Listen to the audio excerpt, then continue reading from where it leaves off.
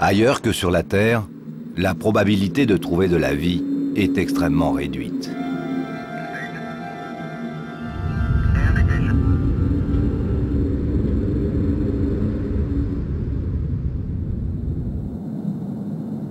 Aucune autre planète ne ressemble à la Terre. Au fur et à mesure que l'on s'en approche, on découvre une multitude de couleurs, de reliefs et de paysages.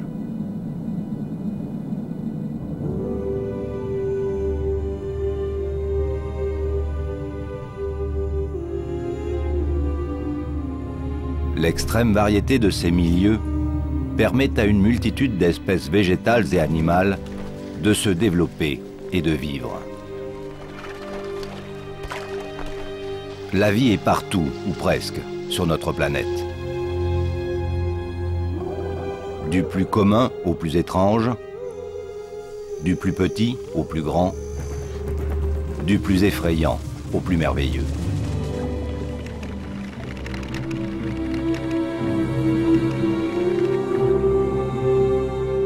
L'ensemble des êtres vivants qui peuplent la Terre est appelé la biodiversité. Et parmi toutes ces espèces, il y a l'homme. L'homme est une espèce vivante parmi les autres. Il fait donc partie intégrante de la biodiversité dans toute sa diversité ethnique et culturelle.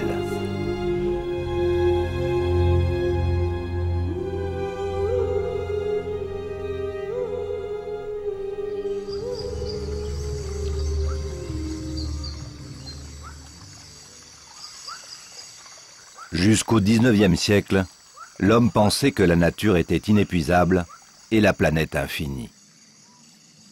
Hélas, ce n'est pas le cas. Avec la révolution industrielle, l'emprise de l'homme sur la Terre s'est accrue et on a alors pris conscience de ses impacts sur l'environnement. Pollution, destruction des habitats par la transformation des terres et l'urbanisation. Introduction d'espèces envahissantes qui modifient l'équilibre des milieux naturels. Surexploitation des ressources. L'homme détruit et modifie les milieux naturels à une cadence sans précédent, alors que la nature a au contraire besoin de temps pour se régénérer.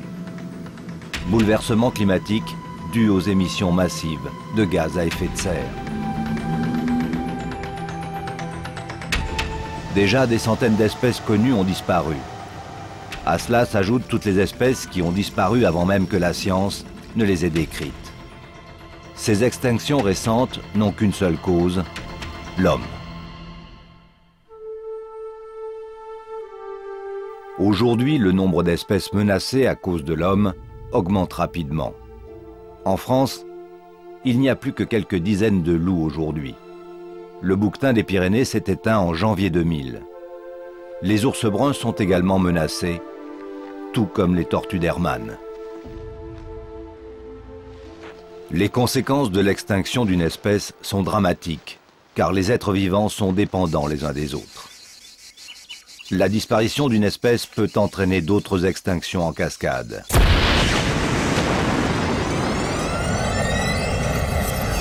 Et à terme, c'est l'avenir de l'homme qui est menacé.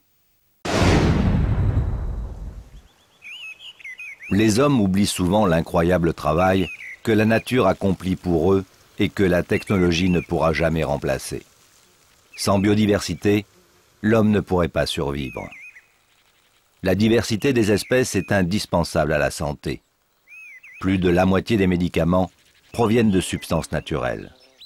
La biodiversité est aussi la source principale d'alimentation des hommes. La pêche représente environ 100 millions de tonnes de nourriture au niveau mondial. Mais la biodiversité assure également d'innombrables services écologiques. Les algues constituent la plus grande machine à produire de l'oxygène pour la planète. Le long des côtes, sous les tropiques, les récifs coralliens servent d'abri aux poissons et en atténuant la force des vagues, permettent de préserver les côtes.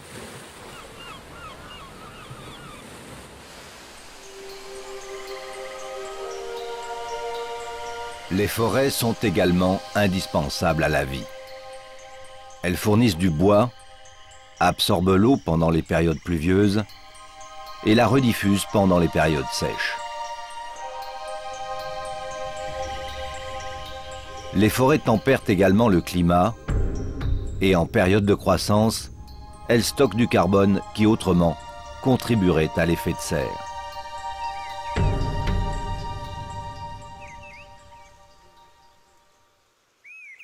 Les plantes à fleurs, pour beaucoup d'entre elles, dépendent pour leur pollinisation d'insectes comme les abeilles, les bourdons ou les papillons.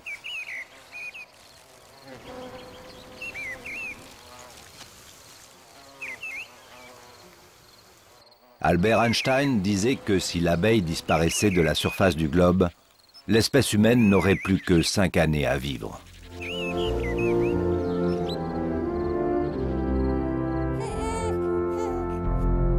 L'avenir des générations futures dépend du respect de la biodiversité.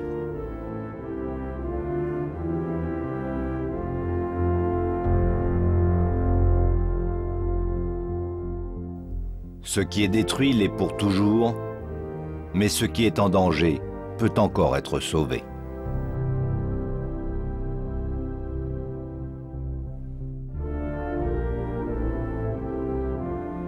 Chaque occasion qui m'est donnée d'observer la nature dans le blanc des yeux, je m'étonne qu'en seulement 4 milliards d'années, l'histoire du vivant ait pu générer, à partir d'aussi peu de matière originelle, une telle profusion et variété de vie que l'on appelle aujourd'hui la biodiversité. Et dans le même temps, je m'inquiète et je m'afflige de la responsabilité de l'homme qui s'est mis en situation de compromettre cette biodiversité, puisque jamais la biodiversité n'a connu un tel déclin et la responsabilité en incombe à l'homme. Nous sommes les derniers arrivés sur la planète Terre et ça nous met dans une obligation de respecter ce qui nous y a précédé. Nous avons un destin commun avec l'ensemble du vivant. Nous sommes sur le même radeau et si ce radeau est précipité dans l'abîme, eh bien les hommes seront précipités avec les autres êtres vivants. Nous avons besoin de l'ensemble des êtres vivants pour garantir le futur des générations à venir.